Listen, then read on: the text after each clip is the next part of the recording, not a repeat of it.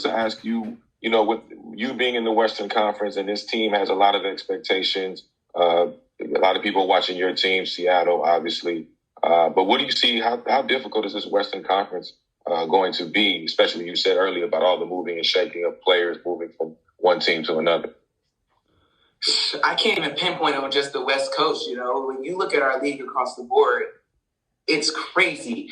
Even with the moving pieces that happened in the offseason, I mean, every team looks different. Every team it's grown, it's just expanded in a way. And it's going to be tough. And especially for us, we are going to have that target on our back. And it's there. It's always been there. And like I said in the locker room yesterday, we're going to get everyone's A game. So why not show up with our A game, And so for us, that's going to be a huge deal. I'm super excited to play against it.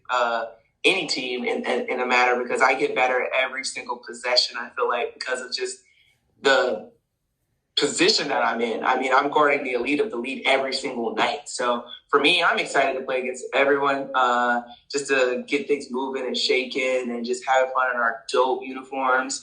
In front of our fans, it's going to be huge. So I can't even say it's just a West Coast thing, because the East Coast is popping too. So I'm prepared and ready for pretty much anything. And specifically to the Aces, I like to call you guys the Showtime Aces because you guys are loaded from top to bottom. You got Chelsea Gray coming in. You got Renika Williams. You have obviously, all the players that you guys had last year, in addition to getting Liz Cambage back. So specifically, how has this team grown? How you feel like this team has grown from last year coming out of the bubble and then training camp into going into this season? It feels like we have a completely different team, I think that might be, I don't know if that's a good thing or a bad thing. We're going to see when the games get going. But I just think we've grown because we were put in a situation that we've never been before, which is in the WNBA finals. And I think there in itself, you grow as a player, as a person. And for me, I think that we have, I know for me, I have a chip on my shoulder. I hope I never get swept again. It's an awful feeling. But you learn, you grow from it. I mean, you see Seattle, they were playing perfect basketball to me. Like, in my eyes, I'm like, that's our measuring stick. We have to get to that point. So for us, we can add many pieces as we want to, but when it comes to being on that court, when it comes to playing, we have to give it our all every possession. I think that's how I've grown.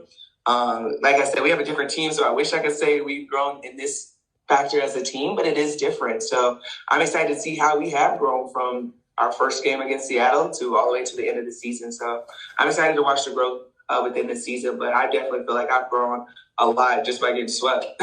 And last thing for me, this league, especially you and so many others, have been such a great voice for social justice, bringing awareness to an issue that continues to go on in our communities.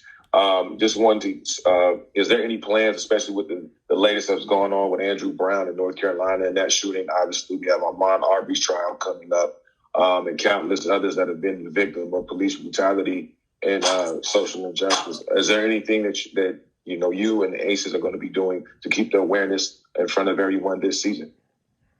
I mean, as individuals, we're going to continue to use our platform that we have, especially when it comes to playing on those big channels like the ESPNs, the CBS Sports, anywhere that we're going to continue to push and be that voice for the voiceless.